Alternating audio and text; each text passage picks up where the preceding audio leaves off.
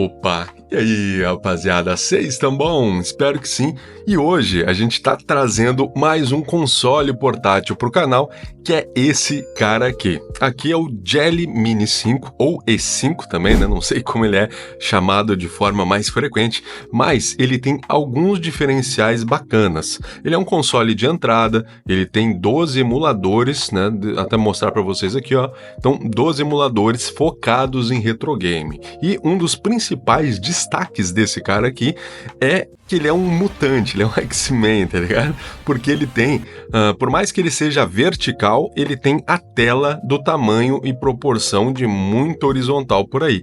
Ou seja, ele tem uma tela grande, mesmo que isso não seja comum para esse formato de console. E aqui a gente está falando de uma tela IPS de 5 polegadas, de uma qualidade bem bacana, inclusive até maior do que outros de entradas que eu já analisei aqui, como por exemplo o M17. A tela dele aqui, ela é mais contrastada, mais colorida, é uma tela de uma qualidade melhor. Então eu achei bem bonito, mas além disso, além da tela, ele tem uma bateria de 6.000 mAh, que já é uma capacidade no papel acima da média, e também ele tem um recurso que eu nunca tinha visto num console, que ele tem carga inversa, né? Ou seja, ele promete carregar o teu celular ou algum outro equipamento com até carga rápida de 17 watts, né? Então ele também, além de um console, ele é um power bank para quebrar galho. E outra coisa que na data de lançamento dele, ele foi um dos primeiros consoles chineses a divulgar a implementação de analógico Hall Effect, né, com a tecnologia magnética, para fazer durar mais esse componente aqui. E o analógico dele, né, mesmo formato de um Joy-Con de Nintendo Switch. Mas além de tudo isso, ele tem saída para TV, né, para tu passar a tua jogatina para TV através de um cabo HDMI. Ele tem entrada OTG para tu conectar controle externo.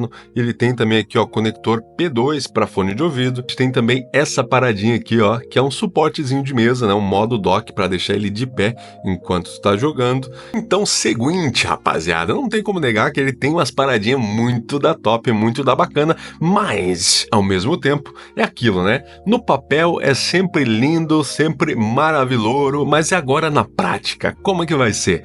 Vamos ver o que é massa mesmo desses recursos, o que não é, o que vale a pena, o que não vale, e pontos positivos e negativos. Além do que, né, dicas gerais que eu costumo passar aí sobre consoles. E exatamente por isso veio esse vídeo aqui, molecote. Então vamos que vamos. Só não esquece, já deixa o like e te inscreve aí no canal, porque isso fortalece demais. Não é papo, não, porque isso fortalece muito na questão de divulgação do canal. Então tu já tá ajudando. Lembrando também que link de tudo que eu falo tá aí na descrição. Comprando por ali tu não paga nada mais por isso e ajuda o canal. E também o nosso grupo de ofertas que tá passando aí na tela, com muita coisa de tecnologia, não só promoções, mas às vezes até novidade, quando é alguma coisa que sai ali na primeira semana, eu já mando para vocês, inclusive coisas que às vezes vão aparecer aqui.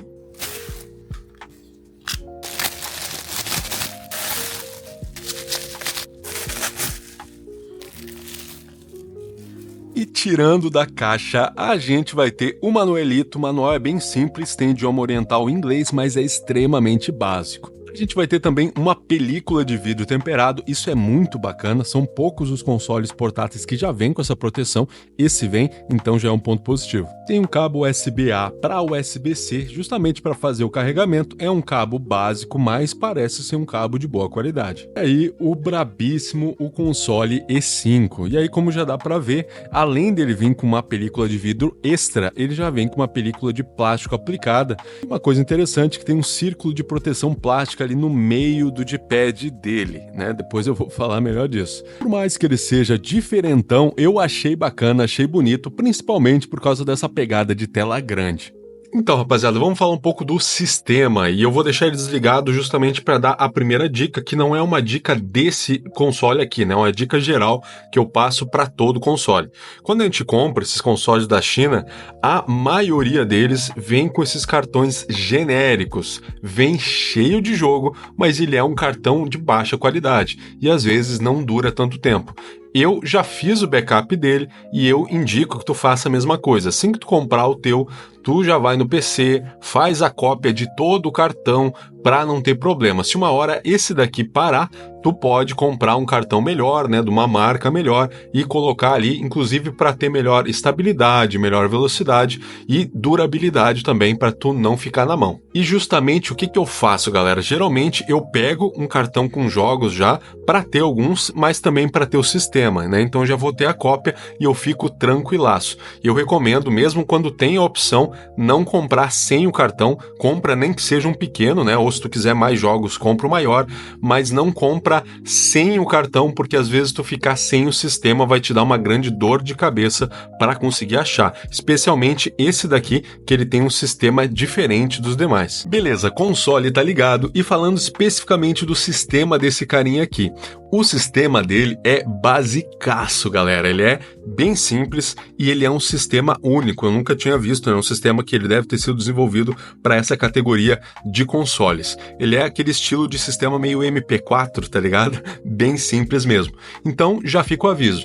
Se a galera gosta daqueles sistemas já famosos, né, do retro game, baseado em Linux, por exemplo, ArcOS, EmuElec, GLOS, não vai ter aqui.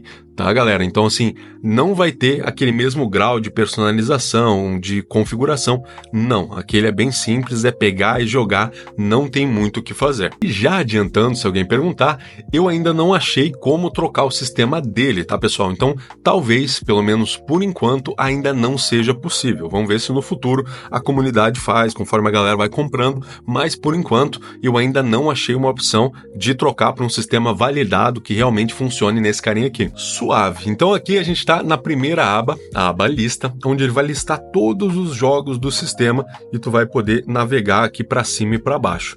Aqui eu não considero que é a melhor forma de tu achar um jogo, eu prefiro fazer ali pelos consoles, mas aqui é uma boa ideia se, por exemplo, tu não conhece muitos jogos ou tu quer conhecer jogos tops, né? Tu vai trocando aqui e só pela imagem, às vezes tu já tem a ideia que tu vai gostar e tu entra e às vezes tu acha uns tesourinhos, né? Tem muito jogo nesses consoles portáteis que eu não conhecia, acabei conhecendo no console e viciei, achei excelente. Então essa aba aqui é uma boa aba para tu conhecer os jogos. Lembrando que embaixo da capa do jogo tem o menu de navegação te ensinando o que fazer, né? Então ele diz aqui, ó, o botão A é para tu acessar, o botão B é para tu voltar, LB e RB, que é as defesas ali, tu troca as guias, né? Então tem toda a navegação descrita ali para te ajudar. Próxima aba, classificar, né? A gente troca aqui na defesa e aqui sim, aqui é a busca por consoles. Então a gente vai ter Mami, que ele é o fliperama, né? Mega Drive, Super Famicom, que é o Super Nintendo, o Famicom, que é o Nintendinho, Game Boy Advance, Game Boy Color, Game Boy o Classiqueira, o PlayStation, CPS-1, CPS-2 e IGS, que também são plataformas mais focadas em fliperama, e também o Neo Geo. E acessando qualquer um deles no ar, tu vai ter a mesma página de navegação, né? Todos os jogos daquela plataforma vão ficar em lista e aqui vai passando as capas, né? Próxima aba, aba de pesquisa, onde tu vai poder inserir o nome do teu jogo preferido para ver se ele tá por aqui ou não. Aba seguinte, aba de coleção, né? Onde tu pode marcar como favorito os teus jogos ali, os que tu mais curte, e eles vão ficando listados aqui para tu achar eles facinho quando tu precisar. A aba do lado, aba história, na verdade é histórico, né? Onde ele vai armazenar todos os jogos que tu abriu por último, então também é uma boa aqui, se tu nem lembra o nome do jogo e tu quer achar o que tu tinha aberto antes, ele vai ficar registrado aqui. Aba do lado, aba de configuração, e aqui que eu digo que ele é bem básico, galera, aqui ele tá no idioma português de Portugal, o volume ele tá setado em 0, dá para aumentar tanto por aqui como pelos botões laterais, mas tem aqui, ó, restaurar configurações de fábrica, mas não tem nada extra, né, galera? Pessoal que já tá acostumado ali a mexer em sistemas mais completos, onde tem muita coisa, aqui não. Esse é um sistema mais focado para pegar e jogar, não tem muito o que mexer. E a última aba, aba Room, né, que no momento não tem nada, dá para tentar depois botar algum jogo aqui para ver se fica, mas no momento tá zerado. E depois que tu já tiver com o game aberto, galera, uma coisa, por mais que esse sistema ele seja simples, ele traz uma facilidade muito interessante.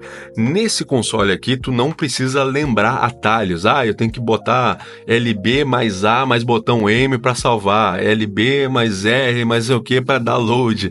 Não, aqui não precisa, galera. Ele resume tudo em um botão só, o que fica muito mais fácil, muito mais prático, até pra galera que não manja muito ou que não vai lembrar. Pressionando aqui o botão M, ele vai entrar nesse menuzinho. E aqui tu pode voltar pro jogo, sair do jogo, guardar o progresso, né, o save state. Então tu tem 6 slots diferentes para tu salvar, e ele tem também regresso da integração, que basicamente é o load, né? Se tu selecionar uma aqui, ele vai pro exato ponto que tu tinha salvado. E na última opção, manipular configurações. Se tu botar pro lado direito, tu vai poder clicar em cada botão e trocar ali o acionamento dele para deixar mais confortável para ti. Beleza, falando um pouco de estrutura e de botões, galera. Ele é feito todo de plástico, mas ele é um plástico de boa qualidade, boa resistência, inclusive.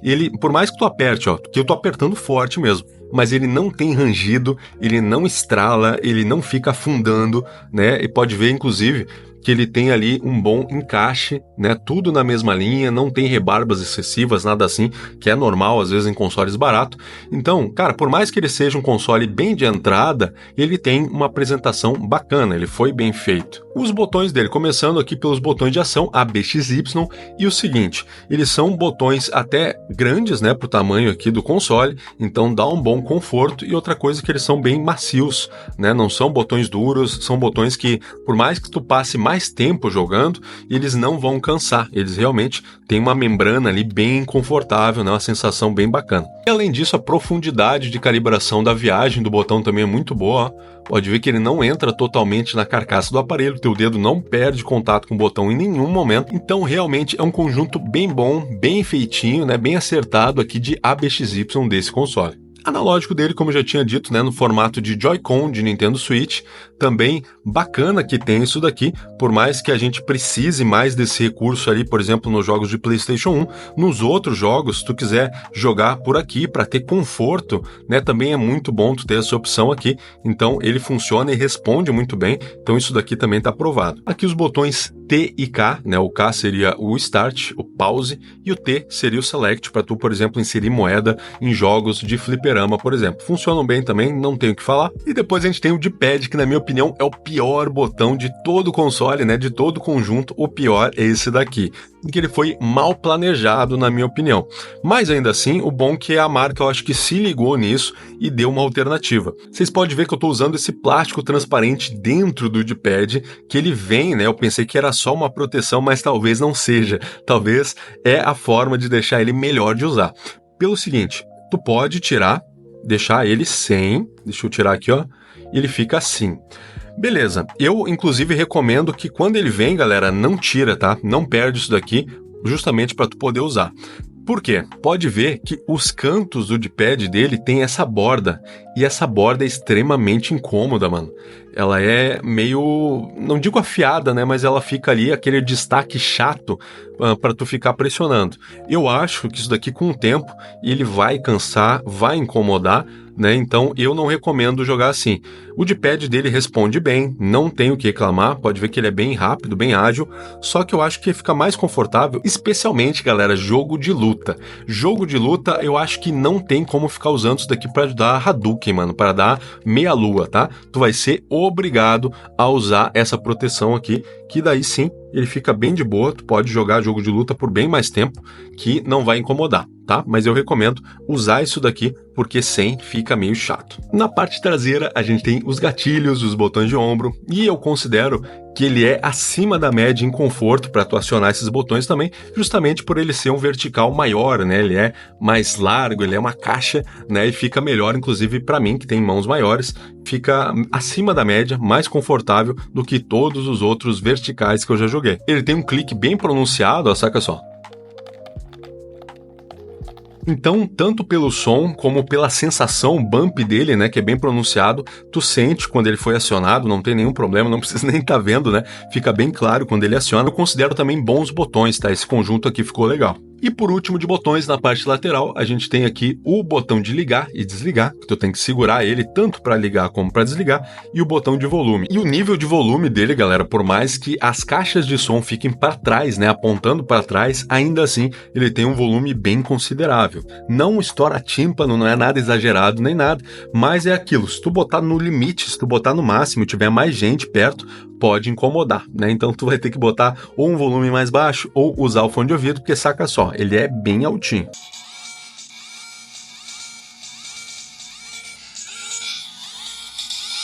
E beleza, a gente já falou de estrutura, de botões e também de sistema. Agora vamos ver um pouquinho de teste em jogo, né? Que é o principal. Saca só.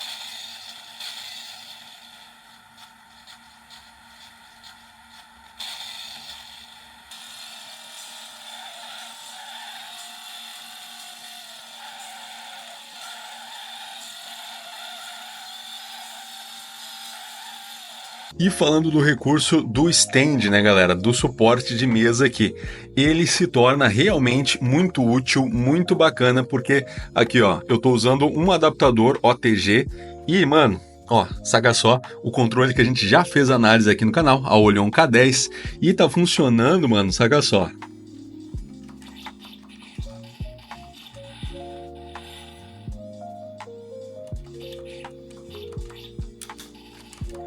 Então, rapaziada, uma baita de uma surpresa, né? Que tá funcionando, inclusive, para conexões sem fio através do dongle USB. E aqui, lembrando, né, que eu tô usando a Oleon K10 no tipo de conexão de controle genérico, né, de Direct Input, e funcionou de boa. Inclusive, eu pude até remapear os controles ali na configuração para deixar nos botões que eu queria. Então, muito bom, porque isso daqui a gente sabe que consoles retrô, até de sistemas mais completos que ele, às vezes não funciona essa função, e aqui tá funcionando. Então, rapaziada, aproveitando a ótima notícia que esse kit funciona para usar em controle externo, controle sem fio, agora adicionando aqui o cabo HDMI para a gente ver na TV, saca só.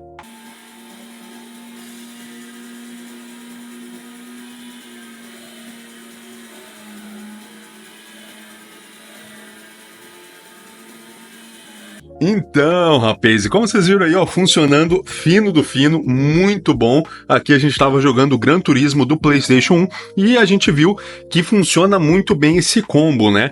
Tanto a conexão de controle externo, controle sem fio e também a função de passar para a TV. Ou seja, é um combo que é muito procurado. Já teve outros consoles que eu fiz análise aqui no canal e não tinha isso. Eu sei que o pessoal pede muito e esse daqui, né, o nosso E5, funciona muito bem. Ah, e só lembrando, galera, aqui no canal, além de mostrar o que funciona e como funciona, geralmente eu ensino a fazer. Então, quando tu for usar na TV, o importante é tu deixar ele desligado, tu bota o cabo, conecta na TV e daí sim tu liga o console, que daí ele vai reconhecer, vai entrar no modo TV, pode ver que ele tá com o LED ligado, mas ele tá com a tela desligada, né? Então, fica o aviso, para usar no modo TV, tem que fazer com ele desligado e liga depois de conectar na TV, que vai funcionar de boa.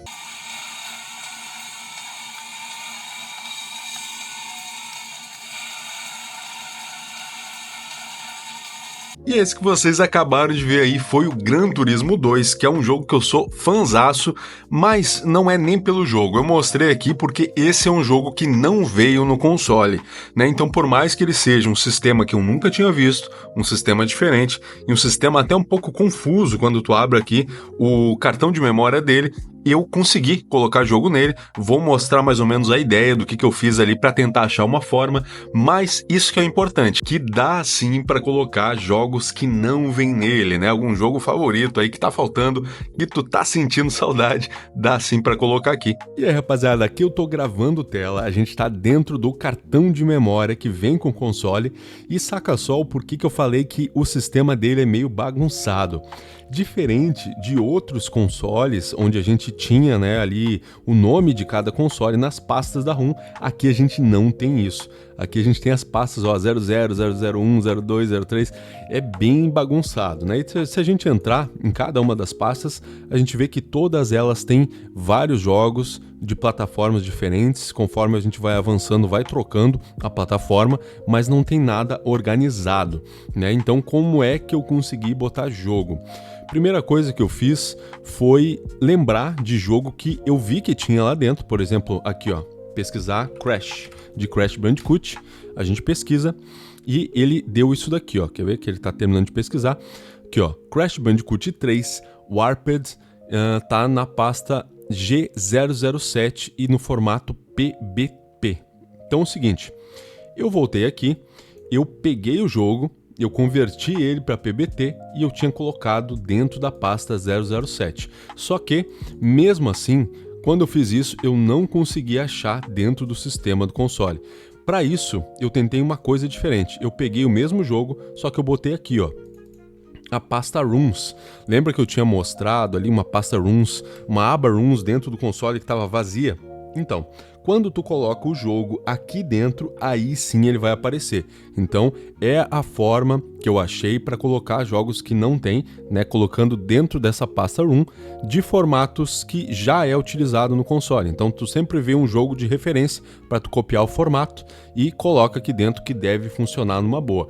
E seguinte, agora vamos testar o carregamento reverso dele para ver se funciona ou não. Aqui a gente está com o nosso medidor de tensão, já está conectado no cabo. Vou colocar aqui na porta de energia e ele está conectado, saca só, no smartphone com processador da MediaTek. Vamos ver aqui quanto que ele está dando. E em celular com processador MediaTek, ali em amarelo, ó, ele está fazendo a base de 7 watts 493, 7 watts e 700, né? Então quase 8 watts de carga que ele está passando. Ainda não é os 17 watts, mas ainda assim é uma carguinha rápida bacana. E agora a gente trocou, eu tirei ali o celular com MediaTek e entrou no lugar um celular com processador Qualcomm Snapdragon, né? Então aqui, ó, saca só no medidor quanto que tá dando um pouco mais, tá dando 10 watts, né? A gente lembra ali que tava na base de 7, quase 8 no MediaTek e aqui no Snapdragon tá fazendo 10 watts.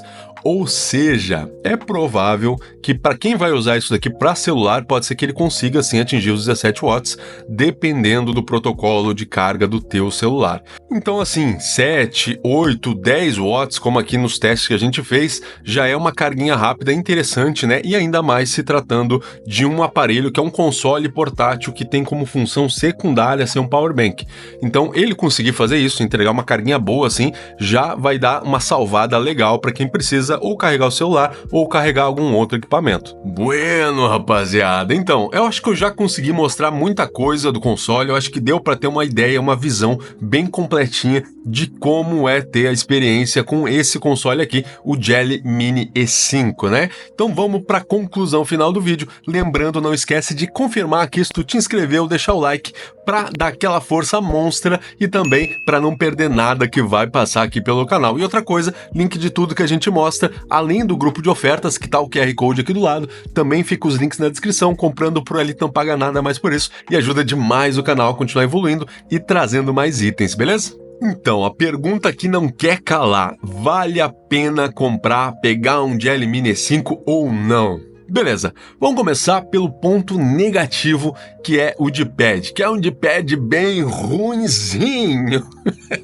Como eu falei antes, galera, ele é um D-pad que pelo menos tem como tu contornar, né? Se tu vai jogar games de luta, game que é muito frenético em movimentos de meia-lua, e eu aconselho ou tu botar aqui, né, a proteção de acrílico ou joga no analógico. Agora, se tu vai jogar games que é mais tranquilo, jogo de fase, de aventura, coisa assim, dá pra tirar e dá pra jogar ele com ele normalzinho.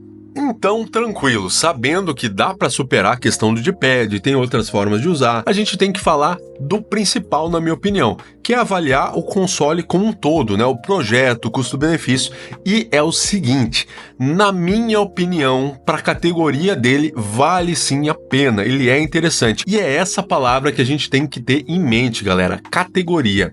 Ele, não dá para esquecer, que ele é um console de entrada, pessoal. Quem tá pegando um console de entrada tem que ter a expectativa que é isso que vai receber, né? Por exemplo, para quem quer jogar ali emuladores mais pesados, esse daqui é certo que não vai atender, nem adianta pegar. Agora, para quem quer um console que ele tem uma tela IPS grande, né, uma tela IPS boa, bonita, cores bem vivas, bem saturadas, né, que seja um aparelho simples de usar, ele é prático tanto de ligar e jogar, é fácil de salvar o jogo, de dar load no jogo, então também aceita controle externo, que permite tocar a imagem para a TV para jogar em tela grande, que tem o benefício de ser um carregador, né? Porque isso daí é um benefício extra, e ele tem até uma bateria boa, né? Para tu jogar. Nos meus testes ali foi acima de 4 horas, 5 horas, então tem uma duração legal para a tela dele, mesmo com volume no máximo ele aguenta legalzinho, e cara, eu achei sim que ele é uma opção bacana, né? Lembrando que esse daqui eu peguei com 64 GB, ele deve ter um pouco mais de 20 e poucos mil jogos, e nessas 12 plataformas que ele tem, os 12 consoles que ele roda uma forma bem competente tudo que ele se propõe. Ele já tem inclusive uma infinidade de jogo bom. E às vezes é justamente isso que a galera tá procurando. Nem todo mundo quer um console que seja cheio de opção, complicado, que tem que configurar emulador, tem que ficar mexendo no RetroArch. Não, mano. Parte da galera às vezes só quer um console que seja bom, que seja rápido, pra tu pegar ali no teu tempinho livre, sentar, ligar e jogar, sem muito paranauê, tá ligado? E no mais, galera, eu acho que é isso, né? Gostei, achei interessante, acho que vale a pena. Inclusive, gostei aí de ter a oportunidade de trazer o console para vocês, de poder testar, né? Eu tava inclusive com saudade de fazer vídeo de console portátil, então eu acho que foi bacana para todo mundo, para vocês conhecer e também para mim aí já matar a saudade, beleza? Então assim, abração para todo mundo que acompanhou o vídeo até aqui e até daqui a pouco no próximo vídeo.